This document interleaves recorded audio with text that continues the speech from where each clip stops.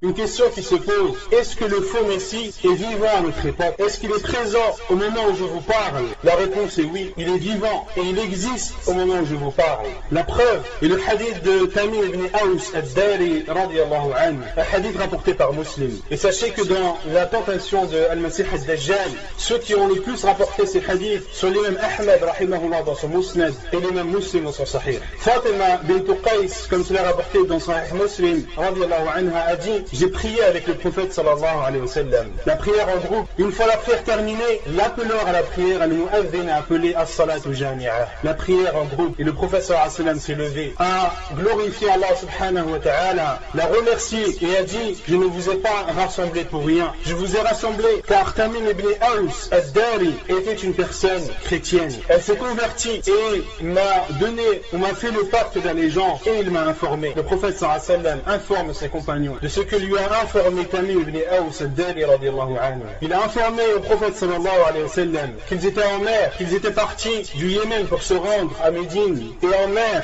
les vagues ont emmené leur embarcation. Les vagues étaient grandes, les mouvements étaient trop forts et ils ont emmené leur embarcation pendant une durée d'1 mois, jusqu'à ce que cette embarcation s'est échouée dans une île. Et Tamim ibn Aws radiyallahu anhu, et avec lui il y avait 30 hommes. Ils sont alors descendus sur cette île et ont vu une grosse bête, une bête qui leur a fait peur, une bête qui était recouverte de poils, au point que Tamim ibn Aws radiyallahu anhu a dit: cette bête était tellement poilue que l'on ne pouvait pas différencier le devant de son derrière. Ils lui ont demandé: qui es-tu? Elle a répondu: je suis l'espionne, celle qui espionne l'île pour en informer Ad-Dajjal qui est présent dans cette île. Elle a informé, elle a dit à Tamim ibn Aws al-Dari radiyallahu anhu: il y a un homme qui a hâte de vous rencontrer, il est présent dans la grotte, allez vous rendre dans cette grotte et allez à l'encontre de cet homme. Et Tamim ibn Aws al-Dari radiyallahu anhu a dit: fakhifna an takuna shaytana, nous avons eu peur que ce soit un diable. Ils se sont rendus alors précipitamment dans cette grotte et ont vu un homme. Et Tamim ibn Aws a dit qu'il n'a pas vu un homme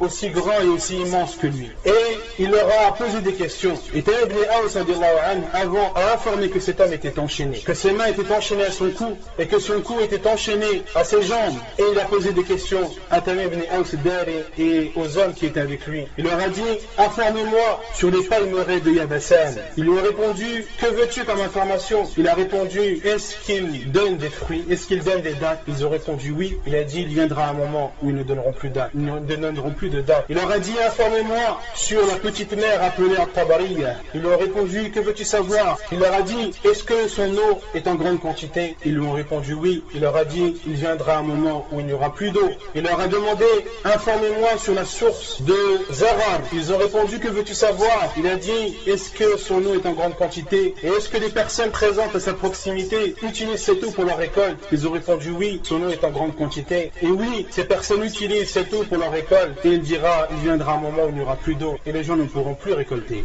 Puis il leur a informé, il leur a demandé: Afwan, est-ce que le prophète des analphabètes est apparu chez les Arabes? Ils ont répondu oui. Il leur a dit: comment est-ce que les Arabes se sont comportés avec lui? Ils ont répondu: ils l'ont combattu, mais il a réussi à prendre le dessus. Ensuite, il a réussi à prendre le dessus et beaucoup parmi eux lui ont obéi. Et cet homme a dit: ils ont raison de lui obéir. Et ensuite, il leur a informé de qui il était. Il leur a dit qu'il était Al-Masih al-Dajjal, qu'il était le faux Messie, et qu'Allah subhanahu wa ta'ala lui permettra de sortir. Et il sortira. Il dit: je sortirai, je parcourrai toute la terre, hormis la Mecque et Médine, car ce sont 2 villes qui me sont interdites. Et le prophète alayhi salatu wassalam a tapé sur Al-Minbar et a dit que Taïba, car Ad-Dajjal a dit: 2 villes qui me sont interdites sont la Mecque et Taïba. Et le prophète sallallahu alayhi wa sallam a attesté 3 fois de suite: Ala inna Taïbat al-Madina. Taïba c'est Médine, Taïba c'est Médine, Taïba c'est Médine. Et le prophète sallallahu alayhi wa sallam a dit à ses compagnons: voyez-vous,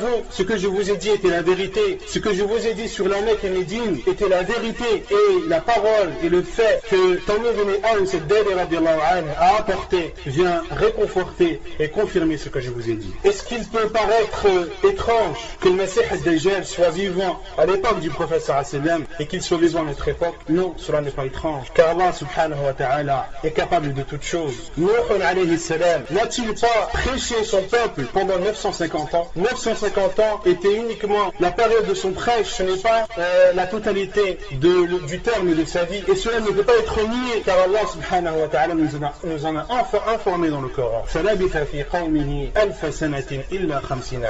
Il est resté au sein de son peuple 1000-50. De quel endroit le faux Messie va-t-il sortir? Le prophète sallallahu alayhi wa sallam nous informe, comme cela est rapporté dans Sahih al-Jami' de Sheikh al-Albani rahimahullah, où le prophète sallallahu alayhi wa sallam a dit: il sortira d'une route entre le Sham et l'Irak. Il sortira d'une route entre le Sham qui est la région de la Palestine, de la Syrie, de la Jordanie, etc.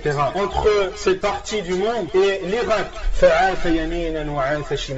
Et Ad-Dajjal, lorsqu'il sortira, il sèmera la turpitude à droite et à gauche. Et c'est là où le prophète sallallahu alayhi wa sallam a dit: ô vous les esclaves d'Allah, ô vous les serviteurs d'Allah, soyez fermes dans votre foi et dans votre position et dans votre condamnation de ce faux Messie. Combien de temps restera-t-il sur terre et que parcourra-t-il? Le prophète sallallahu alayhi wa sallam a été questionné comme cela est rapporté dans Sahih Muslim. Les compagnons ont demandé au prophète sallallahu alayhi wa sallam: combien de temps restera-t-il sur terre? Le prophète sallallahu alayhi wa sallam a répondu: 40 jours. Le premier jour aura la durée d'une année, le second aura la durée d'un mois,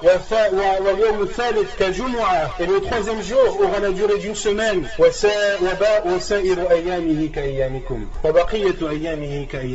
et le reste des jours comme vos jours. Et les 37 derniers jours auront la même durée que les jours que l'on connaît maintenant. Et les compagnons du prophète sallallahu alayhi wa sallam ont demandé au prophète alayhi salatu wa sallam: ô envoyé d'Allah, dans ce jour qui aura la durée d'une année, comment devrons-nous, est-ce qu'une prière d'un jour nous suffira? Et le prophète alayhi salatu wa sallam a dit: là, non, mais faites cela proportionnellement, faites vos prières proportionnellement aux journées que vous connaissez. Et nous savons, on déduit de ce hadith que les personnes qui vivent dans des endroits où il y a le nuit ou le jour pendant des mois et des mois, de se fier au pays le plus proche d'eux, qui connaît des jours normaux, et de régler leurs heures de prière à ce pays qui est proche. Puis, ils ont demandé au prophète sallallahu alayhi wa sallam quelle sera sa vitesse, quelle sera la vitesse par laquelle il parcourra la terre. Le prophète alayhi wa sallam a répondu: comme une pluie qui est poussée par le vent. Et les savants ont déduit, comme l'a dit Al-Mubarak Furi dans son livre Tuhfatul Ahwadi, il a dit, le prophète sallallahu alayhi wa sallam a voulu dire par cela la vitesse par laquelle se déplacent les nuages, car les nuages sont